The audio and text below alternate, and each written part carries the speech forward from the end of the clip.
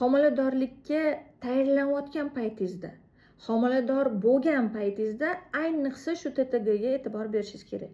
Masalan, oddiy paytda keladi bemor, TTGsi 4-5 bo'lsa, men aytaman, keling deyman, gormonsiz chiqamiz deyman. Lecheniya qilamiz, harakat qilamiz qalqonsimon bezini o'zini ishlatishga. Lekin homiladorlikka tayyorlanish va homiladorlik paytidagi TTG boshqacha nazorat qilinadi.